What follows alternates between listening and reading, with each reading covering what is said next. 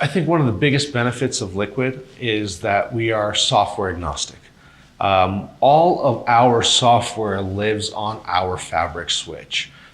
We don't force the user to put any drivers, any agents, any software modules on the compute nodes themselves. They're bare metal compute nodes. Run whatever software you want. If you want to run a bare metal OS, run a bare metal OS. If you want to run a virtualization layer or a hypervisor, run a virtualization or a hypervisor. If it works on a static server today, it's going to work even better on a composed Liquid system. So I think that's one of the big benefits that we can bring to the customers is it's completely transparent to their environment, especially their software environment, to be able to leverage Liquid.